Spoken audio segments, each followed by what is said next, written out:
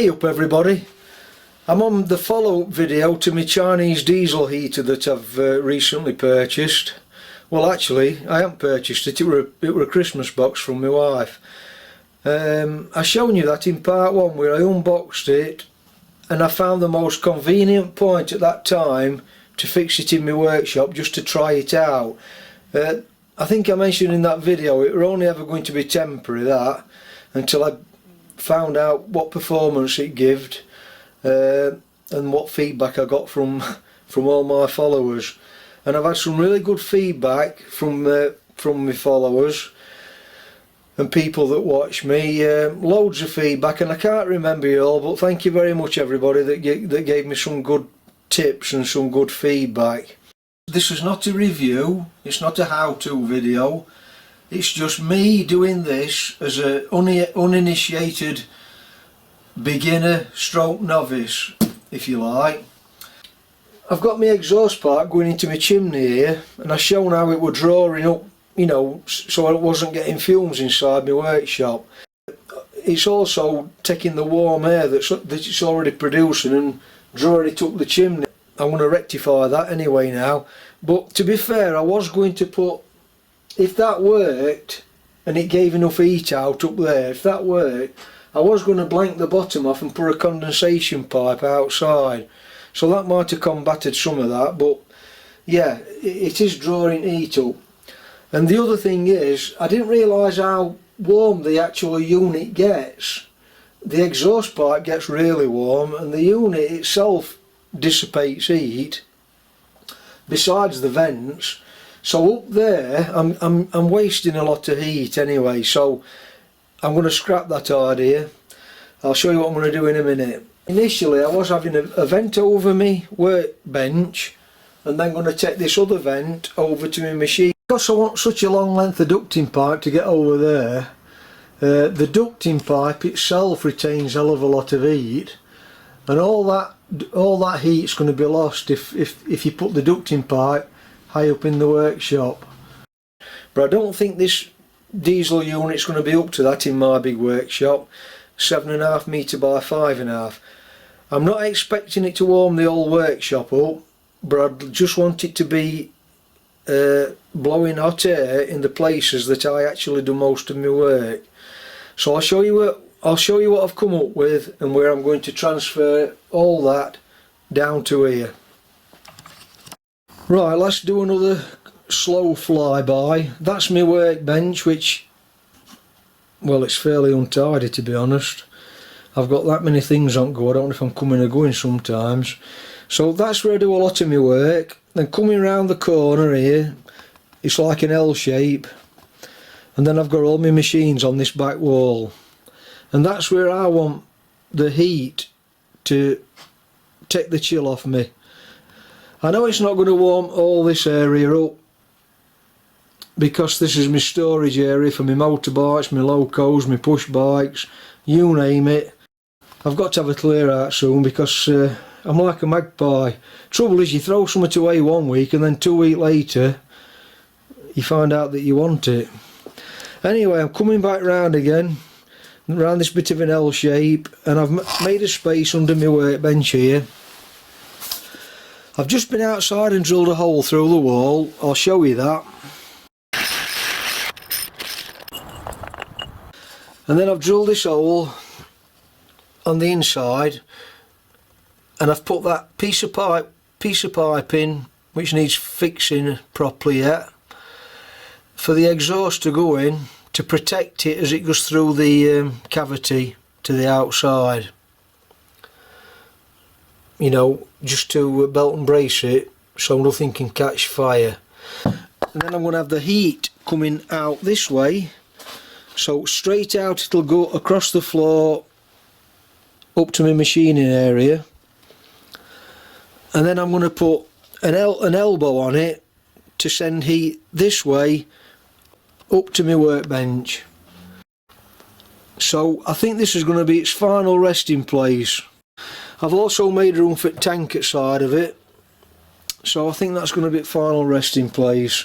So I'll crack on then, and I'll transfer everything down here, and then we'll have a look at it and see what you know, see if it's going to be any better than being up there.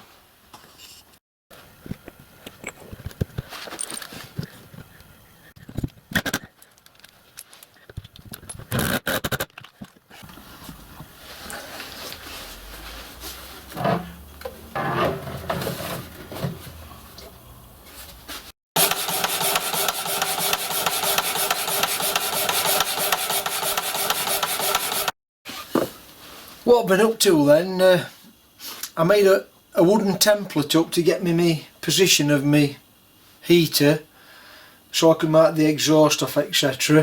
And once I've got my measurements out of these wooden blocks, I've discarded them and I've made this metal frame up now.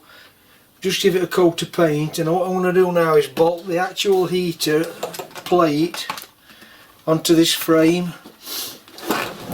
I've extended the frame on this side, which you perhaps can't see,